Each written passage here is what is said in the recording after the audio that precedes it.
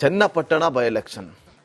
ಸಂಡೂರು ಅದೇ ರೀತಿಯಾಗಿ ಶಿಗ್ಗಾವಿ ಎಷ್ಟು ಸದ್ದು ಮಾಡ್ತೋ ಅದಕ್ಕಿಂತ 10 ಪಟ್ಟಷ್ಟು ಈ ಬಾರಿ ಹೈ ವೋಲ್ಟೇಜ್ ಕ್ಷೇತ್ರವಾಗಿ ಸದ್ದು ಮಾಡಿದ್ದು ಚನ್ನಪಟ್ಟಣ ವಿಧಾನಸಭಾ ಕ್ಷೇತ್ರ. ಮಾದೇಸ್ವಾಮಿ ನಮ್ಮ ರಾಮನಗರ ಪ್ರತಿನಿಧಿ, ಅವರು ಕೂಡ ಈಗ ಲೈವ್ನಲ್ಲಿ ಜಾಯ್ನ್ ಆಗಿದ್ದಾರೆ. ಸುಸ್ತಾಗೋಗಿದ್ರು ಮೊನ್ನೆ ಅಂತೂ ನೋಡಿದಾಗ. ಏನು ಜನ, ಏನು ಅಬ್ಬರದ ಪ್ರಚಾರ, ಯಾವ ಏರಿಯಾಗೆ ಹೋದ್ರು ಜನ, ಯಾವ ಗಲ್ಲಿಗೆ ಹೋದ್ರು ಜನ, ಬೈಕಲ್ಲಿ ಬರ್ತಿರ್ತಾರೆ, ಕಾರಲ್ಲಿ ಬರ್ತಿರ್ತಾರೆ. ಆದರೂ ಆ ಬೈಕ್ ಇಟ್ಕೊಂಡು ಮಾದೇಸ್ವಾಮಿ ಹೊರಟರು ಅಂತಂದರೆ ಯಾರ್ದು ಎಲ್ಲೂ ಬಿಡ್ತಾ ಇರಲಿಲ್ಲ. ದೊಡ್ಡ ದೊಡ್ಡ ಸಮಾವೇಶಗಳೆಲ್ಲವನ್ನು ಕೂಡ ಗಮನಿಸಿದ್ರಿ ಮಾದೇಸ್ವಾಮಿ. ಲೆಕ್ಕಾಚಾರಗಳು, ಟ್ರೆಂಡ್ ಎಲ್ಲವನ್ನು ಕೂಡ ನಾವು ನಿಮ್ಮ ಹತ್ರ ಮಾಹಿತಿಯನ್ನು ಪಡೆದುಕೊಳ್ತಾ ಇದ್ವಿ. ಇವತ್ತು ಇಡೀ ದಿನ ನೀವು ನಮ್ಮ ವೀಕ್ಷಕರಿಗೆ ಯಾವುದು ಕೂಡ ಮಿಸ್ ಆಗದಂತೆ ಅಪ್ಡೇಟ್ ಕೊಡ್ತೀರಾ ಅಂತೇಳಿ ನಮಗೆ ವಿಶ್ವಾಸ ಇದೆ.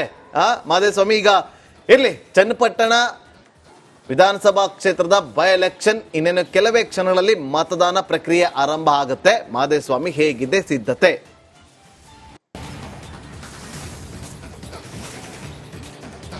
Good morning Nagendra Babu, Nikesh Kothari. ನಾನು ಮತ್ತು ನಮ್ಮ ಕ್ಯಾಮ್ರಾಮನ್ ವಿನೋದ್ ಇವತ್ತು ಖಂಡಿತವಾಗಿಯೂ ನಿಮ್ಮ ನಿರೀಕ್ಷೆಯನ್ನು ಉಳಿಸ್ಕೋತೀವಿ. ಯಾಕಂದರೆ ಮೆಗಾ ಕವರೇಜನ್ನು ಮಾಡ್ತೀವಿ. ಎಲ್ಲೂ ಕೂಡ ಒಂದು ಕೂಡ ಸಣ್ಣ ವ್ಯತ್ಯಾಸವೂ ಕೂಡ ಆಗದೇ ಇರೋಂತೆ ರಿಪಬ್ಲಿಕ್ ಕನ್ನಡ ಸಂಪೂರ್ಣವಾದಂತಹ ವರದಿಯನ್ನು ಇವತ್ತೇನು ಮತದಾನ ಇದೆ ಅದನ್ನು ಕೊಟ್ಟೇ ಕೊಡ್ತೀವಿ ಅನ್ನುವಂಥ ಭರವಸೆಯನ್ನು ಮೊದಲನೇದಾಗಿ ಕೊಡ್ತಾ ಇದ್ದೀನಿ. ಈಗಾಗಲೇ ಗೊಂಬೆ ನಗರಿ ಅನ್ನುವಂಥ ಖ್ಯಾತಿಯನ್ನು ಪಡೆದಿರತಕ್ಕಂತಹ ಚನ್ನಪಟ್ಟಣ ನಿಮಗೆ ಗೊತ್ತಿದ್ದಾಗೆ ಏನು ಇಡೀ 3 ಕ್ಷೇತ್ರಗಳ ಪೈಕಿ ಸಾಕಷ್ಟು ಹೈ ವೋಲ್ಟೇಜ್ ಕ್ಷೇತ್ರ ಅಂತನ್ನುವಂಥದ್ದು ತಮಗೂ ಕೂಡ ಗೊತ್ತಿದೆ. ಯಾಕಂದರೆ ನಮಗೂ ಕೂಡ, ನಾವು ಇಲ್ಲಿನ ಜಿಲ್ಲಾ ವರದಿಗಾರನಾಗಿದ್ದರೂ ಸಹ ಚನ್ನಪಟ್ಟಣದ ಪ್ರತಿಯೊಂದು ಹಳ್ಳಿಯನ್ನು ನಮಗೂ ಕೂಡ ಪರಿಚಯ ಮಾಡಿಕೊಟ್ಟಿದ್ದು ಈ ಒಂದು ಉಪಚುನಾವಣೆ. ಯಾಕಂದರೆ ಈ ಒಂದು ಉಪಚುನಾವಣೆ ಅಷ್ಟು ಪ್ರತಿಷ್ಠೆಯ ಕಣ. ಯಾಕಂದರೆ ಈ ಒಂದು ಚುನಾವಣೆಯನ್ನು ಡಿ.ಕೆ. ಶಿವಕುಮಾರ್ ಅವರ ಫ್ಯಾಮಿಲಿ ವರ್ಸಸ್ ಎಚ್.ಡಿ. ಕುಮಾರಸ್ವಾಮಿ ಅವರ ಫ್ಯಾಮಿಲಿ ಅಂತನ್ನುವಂಥದ್ದೇ ಇಲ್ಲಿ ಬಹಳ ಪ್ರಮುಖವಾದಂತಹ ವಿಶೇಷ. ಈಗಾಗಲೇ ಕೂಡ ಜಿಲ್ಲಾಡಳಿತ ಇವತ್ತು ಮತದಾನ ಪ್ರಕ್ರಿಯೆ ಆರಂಭವಾಗಿರುವುದಂದರೆ 7 ಗಂಟೆಗೆ ಆರಂಭವಾಗುವಂಥ ಹಿನ್ನೆಲೆಯಲ್ಲಿ ಎಲ್ಲ ರೀತಿಯಾದಂಥ ಸಿದ್ಧತೆಗಳನ್ನು ಕೂಡ ಮಾಡಿಕೊಂಡಿದ್ದೆ. ಒಟ್ಟು ಈ ಒಂದು ವಿಧಾನಸಭಾ ಕ್ಷೇತ್ರದಲ್ಲಿ 276 ಮತಗಟ್ಟೆಗಳಿದೆ. ಅದರಲ್ಲಿ 119 ಸೂಕ್ಷ್ಮ ಮತಗಟ್ಟೆಗಳನ್ನು ಕೂಡ ಗುರುತಿಸಲಾಗಿದೆ. 8 ಪ್ಯಾರಾಮಿಲಿಟರಿ ಫೋರ್ಸ್ ಜೊತೆಗೆ 650ಕ್ಕೂ ಹೆಚ್ಚು ಪೊಲೀಸರು ಈಗಾಗಲೇ ಕೂಡ ಸನ್ನದ್ಧಗೊಂಡು ಯಾವುದೇ ರೀತಿಯಾದಂಥ ಅಹಿತಕರ ಘಟನೆಗಳು ನಡೆಯಬಾರದು ಅಂತನ್ನುವಂಥ ನಿಟ್ಟಿನಲ್ಲಿ ಸಂಪೂರ್ಣವಾದಂಥ ಸಿದ್ಧತೆಗಳನ್ನು ನಡೆದುಕೊಂಡು ಈಗಾಗಲೇ ಒಂದು ರೂಟ್ ಮಾರ್ಚನ್ನು ಕೂಡ ಮಾಡಿರುವಂಥದ್ದು. ಜೊತೆಗೆ ಈ ಒಂದು ಗೊಂಬೆ ನಗರಲ್ಲಿ ಗೊಂಬೆ ಆಡಿಸುವಂತಹ ಮತದಾರ 7 ಗಂಟೆಗೆ ಸರಿಯಾಗಿ ಮತಗಟ್ಟೆಗೆ ಬರ್ತಾನೆ. ಯಾಕಂದರೆ ಈ ಒಂದು ಮತಕ್ಷೇತ್ರದಲ್ಲಿ ಪ್ರಮುಖವಾಗಿ ಮತದಾರರೇ ಅಂತಿಮವಾಗಿರುವಂಥ ಹಿನ್ನೆಲೆಯಲ್ಲಿ ಈಗ ಯಾರ ಗೊಂಬೆಯನ್ನು ಆಡಿಸ್ತಾರೆ ಅಂತನ್ನುವಂಥದ್ದನ್ನು ಮತದಾರ ನಿರ್ಧಾರವನ್ನು ಮಾಡ್ತಾನೆ. ಇವತ್ತು 7 ಗಂಟೆಯಿಂದ ಇಂದಿನಿಂದಲೂ ಕೂಡ ಈ ಕ್ಷಣದಿಂದ ಕೂಡ ನಾವು ಸಂಜೆವರೆಗೂ ಕೂಡ ನಿರಂತರವಾಗಿ ಒಂದು ಲೈವ್ ಕವರೇಜನ್ನು ಮಾಡ್ತೇವೆ. ಈಗಾಗಲೇ ಕೂಡ ಎಲ್ಲ ರೀತಿಯಾದಂಥ ಸಿದ್ಧತೆಗಳೊಂದಿಗೆ ಏನು ಚುನಾವಣಾ ಸಿಬ್ಬಂದಿ ಕೂಡ ಆಯಾ ಬೂತ್ಗಳಲ್ಲೂ ಕೂಡ ತಮ್ಮ ಕಾರ್ಯವನ್ನು ಪ್ರಾರಂಭ ಮಾಡಿದ್ದಾರೆ. ಅಂತಂದರೆ ಮತಯಂತ್ರಗಳನ್ನು ಸರಿಪಡಿಸಿಕೊಳ್ಳುವಂಥದ್ದು, ಅದಕ್ಕೆ ಬೇಕಾದಂಥ ಪರಿಕರಗಳನ್ನು ಎಲ್ಲ ರೀತಿಯಾದಂಥ ಸಿದ್ಧತೆಗಳನ್ನ ಮಾಡಿಕೊಂಡು ಸಿದ್ಧರಾಗಿದ್ದಾರೆ. ಬಹಳ ಪ್ರತಿ ಚುನಾವಣೆಯಲ್ಲೂ ಕೂಡ ಗಮನಿಸೋದೇನು ಅಂತಂದ್ರೆ ಅಧಿಕಾರಿಗಳು ಅಥವಾ ಪೊಲೀಸ್ ಅಧಿಕಾರಿಗಳು ಅಥವಾ ಚುನಾವಣಾ ಅಧಿಕಾರಿಗಳು ಗಮನಿಸೋದು ಯಾವುದು ಅಂತಂದ್ರೆ ಸೂಕ್ಷ್ಮ ಹಾಗೆ ಅತಿ ಸೂಕ್ಷ್ಮ ಮತಗಟ್ಟೆ ಯಾವುದು ಅಂತೇಳಿ ಅಲ್ಲಿ ಹೆಚ್ಚಿನ ಬಂದೋಬಸ್ತನ್ನ ಮಾಡ್ಕೊಂಡಿರ್ತಾರೆ. ಯಾವುದೇ ರೀತಿಯಾದಂಥ ಅಹಿತಕರ ಘಟನೆಗಳು ಆಗದಂತೆ ಒಂದಷ್ಟು ಮುಂಜಾಗ್ರತಾ ಕ್ರಮವನ್ನ ಕೂಡ ತೆಗೆದುಕೊಂಡಿರ್ತಾರೆ. ಹಾಗೆ ನೋಡೋದಾದ್ರೆ ಚನ್ನಪಟ್ಟಣದಲ್ಲಿ ಈಗ ಚುನಾವಣಾಧಿಕಾರಿಗಳು ಗುರುತಿಸಿರುವಂತಹ ಸೂಕ್ಷ್ಮ ಹಾಗೆ ಅತಿ ಸೂಕ್ಷ್ಮ ಮತಗಟ್ಟೆ ಯಾವುದು, ಅಲ್ಲಿ ಹೇಗಿದೆ ಭದ್ರತೆ? ಅಂದರೆ ಈಗಾಗಲೇ 119 ಮತಗಟ್ಟೆಗಳನ್ನು ಸೂಕ್ಷ್ಮ ಮತಗಟ್ಟೆಗಳು ಕೂಡ ಅಂತ ಗುರುತಿಸಲಾಗಿದೆ. ಪ್ರಮುಖವಾಗಿ ಅಲ್ಲಿ ಪ್ಯಾರಾಮಿಲಿಟರಿ ಪಡೆ ಕಣ್ಗಾವಲು ಇರುತ್ತೆ. ಯಾಕಂದ್ರೆ ಬಹಳ ಪ್ರಮುಖವಾಗಿ ಅಂದ್ರೆ ಆ ಪ್ಯಾರಾಮಿಲಿಟರಿ ಫೋರ್ಸ್ ಅನ್ನು ನೋಡ್ತಿದ್ರೆ ಅವರು ಕೈನಲ್ಲಿ ಬಂದೂಕನ್ನು ಹಿಡಿದುಕೊಂಡು ಆ ಒಂದು ಮತಗಟ್ಟೆಯ ಸುತ್ತಮುತ್ತ ಓಡಾಡ್ತಿದ್ರೆ ಸಾಕು, ನಿಜಕ್ಕೂ ಕೂಡ ಏನು ಅಹಿತಕರ ಘಟನೆ ನಡೆಯುವಂತಹ ಸಂಭವಗಳೇ ಇಲ್ಲ ಅಂತಾನೆ ಹೇಳ್ಬೋದು. ಯಾಕಂದ್ರೆ ಆ ರೀತಿಯಾದಂತಹ ಭದ್ರತೆಯನ್ನು ಆ ಒಂದು ಪ್ಯಾರಾಮಿಲಿಟರಿ ಫೋರ್ಸ್ ಕೊಡುತ್ತೆ ನಮಗೆ. ಜೊತೆಗೆ ಪೊಲೀಸರು ಕೂಡ ಇರುವಂತಹ ಹಿನ್ನೆಲೆಯಲ್ಲಿ 650ಕ್ಕೂ ಹೆಚ್ಚು ಪೊಲೀಸರನ್ನು ನಿಯೋಜನೆ ಮಾಡಿದ್ದಾರೆ.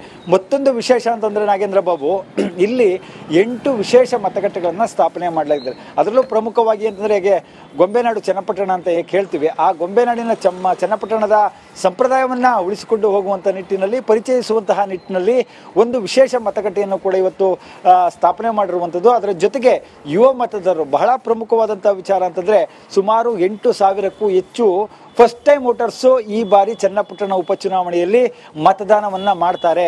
ಅವರಿಗೆ ಬಹಳ ವಿಶೇಷ. ಹಾಗಾಗಿ ಯುವ ಮತದಾರರನ್ನ ಸೆಳಿಬೇಕು ಅಂತನ್ನುವಂಥ ನಿಟ್ಟಿನಲ್ಲಿ ಯುವ ಮತಗಟ್ಟೆಯನ್ನು ಕೂಡ ಸ್ಥಾಪನೆ ಮಾಡಿರುವಂಥದ್ದು, ಜೊತೆಗೆ ಸಖಿ ಮತಗಟ್ಟೆಗಳನ್ನು ಕೂಡ ಸ್ಥಾಪನೆ ಮಾಡಿರುವಂಥದ್ದು ಬಹಳ ವಿಶೇಷ. ಹಾಗಾಗಿ ಈ ಒಂದು ಚುನಾವಣಾ ಆಯೋಗ ಏನಿದೆ ಎಲ್ಲ ರೀತಿಯಲ್ಲೂ ಕೂಡ ಒಂದು ವಿಶೇಷ ಚೇತನರಿಗೂ ಕೂಡ ವಿಶೇಷ ಒಂದು ಮತಗಟ್ಟೆಯನ್ನು ಮಾಡಿರುವಂಥ ಮುಖಾಂತರ ಅಲ್ಲಿ ಕರ್ತವ್ಯವನ್ನು ನಿರ್ವಹಿಸುವಂಥವರು ಕೂಡ ಅವರೇ ಇರ್ತಾರೆ. ಜೊತೆಗೆ ಯುವ ಮತಗಟ್ಟೆಗಳಲ್ಲಿ ಕೂಡ ಕೇವಲ ಯುವಕರನ್ನ ಮಾತ್ರ ಅಲ್ಲಿ ಮತಗಟ್ಟೆಯಲ್ಲಿ ಸಿಬ್ಬಂದಿಯಾಗಿ ನಿಯೋಜನೆಯನ್ನ ಮಾಡಿರುವಂಥದ್ದು. ಒಟ್ಟಾರೆಯಾಗಿ ಈ ಒಂದು ಚನ್ನಪಟ್ಟಣ ಉಪಚುನಾವಣಾ ಕಣದಲ್ಲಿ ಮತ ಹಕ್ಕು ಚಲಾವಣೆಗೆ ಎಲ್ಲ ರೀತಿಯಾದಂಥ ಸಿದ್ಧತೆಗಳು ಪ್ರಾರಂಭವಾಗಿದ್ದು ಇನ್ನೇನೋ ಕೆಲವೇ ನಿಮಿಷಗಳಲ್ಲೂ ಕೂಡ ಮತ ಹಕ್ಕು ಚಲಾವಣೆ ಪ್ರಾರಂಭವಾಗುತ್ತೆ. ನಾಗೇಂದ್ರ ಬಾಬು. ಅದೇ ಸ್ವಾಮಿ, ನಿಮಗೆ ಚೆನ್ನಾಗಿ ಗೊತ್ತಿರುತ್ತೆ ರಾಮನಗರ ಚುನಾವಣೆಯ ಇತಿಹಾಸದ ಪುಟಗಳನ್ನು ತೆರೆದು ನೋಡಿದಾಗ ಯಾವ್ಯಾವ ಸಂದರ್ಭದಲ್ಲಿ ಏನೆಲ್ಲ ಆಗಿತ್ತು ಅನ್ನೋದು ಕೂಡ ಪ್ರತಿಯೊಂದು ಕೂಡ ಗೊತ್ತಿರುತ್ತೆ. ಆದರೆ ಈ ಹಿಂದೆ ಕೂಡ ಇದೇ ರೀತಿಯಾಗಿ ಹೈ ವೋಲ್ಟೇಜ್ ಕಣ ಆಗಿತ್ತ ಚನ್ನಪಟ್ಟಣ, ಅಥವಾ ಈ ಬಾರಿ ಮಾತ್ರ ಈ ರೀತಿಯಾಗಿ ಕಂಡು ಬಂದಿದ್ದ?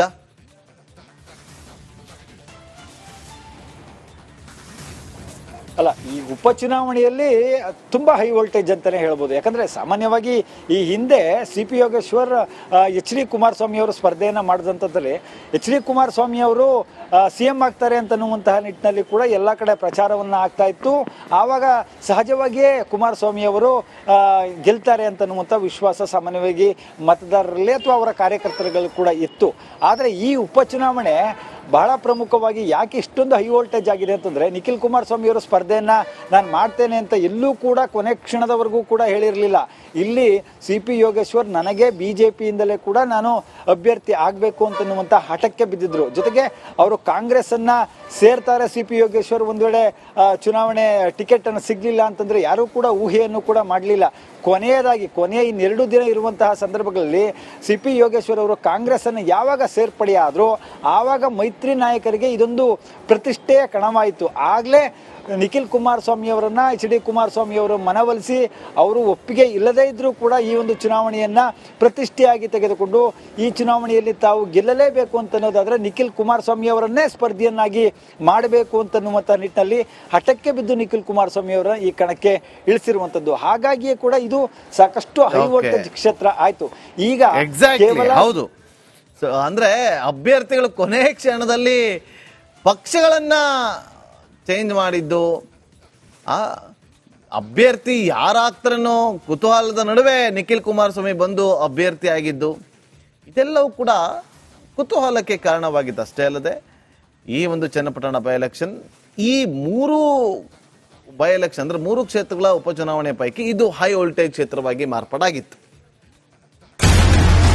ಒಂದು ವರ್ಷ ಕಳೆದ ಒಂದೇ ವರ್ಷದಲ್ಲಿ ಚುನಾವಣೆಗಳು, ರಾಜಕೀಯ ತಂತ್ರ ಪ್ರತಿತಂತ್ರಗಳು, ಅಭಿಯಾನ, ಜನಪರ ಅಹೋರಾತ್ರಿ ಹೋರಾಟಗಳು, ಪಾರದರ್ಶಕ ವರದಿಗಾರಿಕೆಯ ಪಣ ತೊಟ್ಟು ಮುನ್ನಡೆದಿದ್ದೇವೆ. ಒಂದು ವರ್ಷದ ಸಂಭ್ರಮದ ಜೊತೆಗೆ ಜವಾಬ್ದಾರಿ ಕೂಡ ಹೆಚ್ಚಾಗಿದೆ.